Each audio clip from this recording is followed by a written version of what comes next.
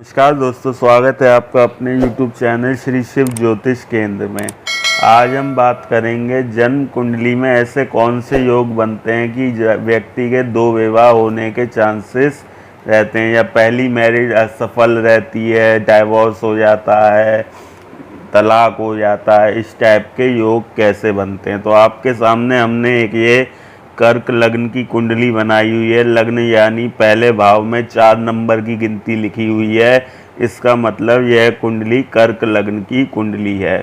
अच्छा, कोई से भी लग्न की कुंडली हो, 7th हाउस सप्तम भाव से हम व्यक्ति के शादी विवाह पार्टनरशिप के बारे में देखते हैं। 7वें घर से, ये होता है 7वां घर, यहाँ से हम देखते हैं। तो देखिए, सप्तम भाव के स्वामी को हम सप्तमेश कहते हैं।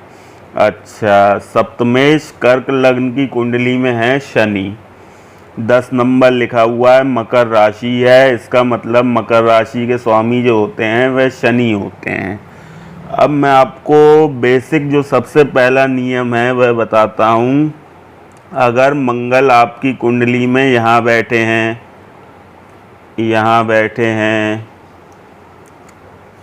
7वें घर में बैठे हैं, 8वें घर में बैठे हैं, 12वें घर में बैठे हैं, ये मंगल दोष के बारे में मैं आपको बता रहा हूँ कि मंगल दोष के कारण भी शादी विवाह में जो डाइवोर्स होने के योग होते हैं वो बनते हैं। रीज़न ये होता है, एक लड़का लड़की की शादी हुई, एक बंदा मांगलिक है, एक बंदा मांगलिक नहीं है, तो उसमें आगे चल के डाइवोर्स होने के चांसेस बनते हैं। अब मांगलिक दोष कैसे बनता है? अगर मंगल पहले भाव में हो, चौथे भाव में हो, 7वें भाव में हो, 8वें भाव में हो और 12वें भाव में हो, तो मांगलिक दोष बनता है। अच्छा, मांगलिक दोष कट भी जाता है। मांगलिक दोष कौन काटते हैं? शनि। नियम ये है कि पहले, चौथे, 7वें, 8वें, 12वें भाव में अगर मंगल हैं तो मांगलिक दोष बनता है, और अगर इन्हीं भाव में शनि बैठे हुए हैं तो मांगलिक दोष कट जाता है। उसमें आप मतलब नॉन मांगलिक में भी शादी कर सकते हैं। अच्छा, दूसरा नियम ये होता है, इतना समझ में आ गया आपको। अब बात करते हैं सप्तमेश की। सप्तमेश जो शनि है, अगर शनि कुंडली में नीच के हों, नीच के कहाँ पे होंगे? मेष राशि में। अगर सप्तमेश नीच का हो और सप्तमेश राहु से पीड़ित हो या सप्तम भाव राहु से पीड़ित हो तो फर्स्ट मैरिज असफल रहती है। अब मैं आपको इसको बताता हूँ कैसे। सपोज करो शनि आपके यहाँ पे बैठे हैं, ये हो गए नीच के। अब राहु सप्तम भाव पे दृष्टि, या तो राहु शनि की युति हो रही हो, ठीक है, या मंगल शनि की युति हो रही हो, ठीक है, ये हो गया। यहाँ पे क्या हुआ? सप्तमेश पीड़ित हो गया राहु से या मंगल से। अच्छा, दूसरा, अगर राहु दृष्टि डाल रहे हो सप्तम भाव पे, और यहाँ पे देखो नीच के हैं तो सप्तमेश अपने घर को देख रहे हैं। सप्तमेश शनि की दृष्टि होती है 3, 7, 10, ये 10वीं दृष्टि से अपने घर को देख रहे हैं। तो ऐसे में 100% आप रीमैरिज के योग नहीं कह सकते, क्योंकि सप्तमेश अपने घर की रक्षा स्वयं कर रहा है, अपनी दृष्टि डाल रहा है। लेकिन कुछ रेयर चांसेस में ऐसा हो जाता है। सपोज करो शनि यहाँ नहीं बैठे हैं, अच्छा, राहु दृष्टि डाल रहे हैं, समझ लो। राहु कहाँ से दृष्टि डालेंगे? यहाँ से, यहाँ से, यहाँ से, या स्वयं सप्तम भाव में बैठे हो। तो अगर सप्तमेश नीच का है, ये शनि पर ये नियम लागू नहीं होता, लेकिन अदर उसमें लागू हो जाता है। यहाँ पे सप्तमेश देख रहा है, फिर भी मैरिड लाइफ में अनबन जरूर रहेगी, क्योंकि सप्तमेश राहु से पीड़ित है और मंगल से भी पीड़ित है। तो ऐसे में भी रीमैरिज के चांसेस अधिक रहते हैं। अच्छा, एक हो गया कि सपोज करो मंगल और राहु की युति सप्तम भाव पे हो रही हो, ये अंगारक दोष बन जाता है। ऐसे में भी शादी मतलब married life, unhappy married life के योग बनते हैं।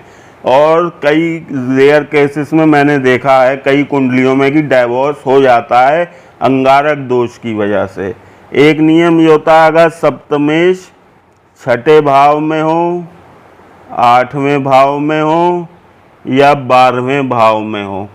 अब यहाँ पे सप्तमेश अपनी ही राशि कुंभ राशि में है, लेकिन अगर यहाँ पे मंगल बैठे हैं, यहाँ शनि बैठे हैं या मंगल नहीं भी बैठे हैं, कोई भी शुभ ग्रह की दृष्टि सप्तम भाव पे नहीं है और शनि आपके मकर कुंभ राशि में बैठे हैं, तो 30 साल तक 30-32 एज तक तो विवाह ही नहीं होता है। कई कुंडलियों में ऐसा देखा गया है, क्योंकि सप्तमेश अष्टम भाव में, छठे भाव में, 12वें भाव में हो तो कई कुंडलियों में देखा गया है। मैंने अपना पर्सनली एक्सपीरियंस बता रहा हूँ कि शादी में बहुत डिले होता है और अनहैप्पी मैरिड लाइफ रहती है, कईयों का डाइवोर्स तक हो जाता है। सप्तमेश का छठे, 8वें, 12वें भाव में होना शुभ नहीं माना गया, क्योंकि ये दुख के भाव होते हैं।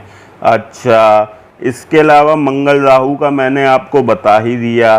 सप्तमेश नीच का हो तो यह भी शुभ नहीं माना गया है। अगर मंगल यहाँ बैठे हैं और शनि यहाँ पे बैठे हैं तो ऐसे में मंगल की दृष्टि है, शनि की भी दृष्टि सप्तम भाव पे है। अब इनकी डिग्री देखी जाएगी कि इसमें बली कौन है, समझ रहे हो। अगर मंगल बली है तो ब्रेक कर देगा। इनकी डिग्री होती है, अगर डिग्री वाइज मंगल बली हैं और शनि कमज़ोर हैं तो ऐसे में भी शनि देख रहे हैं अपने घर को, लेकिन मंगल अपना खेल खेल जाएंगे। तो इस प्रकार से एक योग बनता है। अच्छा, सप्तमेश अगर अपने घर को नहीं देख रहा है, छठे, 8वें, 12वें भाव में है, तो भी मैरिड लाइफ बहुत ही अच्छी नहीं रहती है। अब सपोज करो मंगल यहाँ पे नहीं है, शनि नीच के हैं और राहु यहाँ पे बैठे हैं, केतु यहाँ पे बैठे हैं, ठीक है। अगर यहाँ पे कोई शुभ ग्रह बैठा है और दृष्टि डाल रहा है तो मैरिड लाइफ बच जाती है, मतलब डाइवोर्स के योग नहीं बन। जैसे यहाँ पे चंद्र बैठा है, अपनी ही राशि का बैठा है और डिग्री वाइज अच्छा है।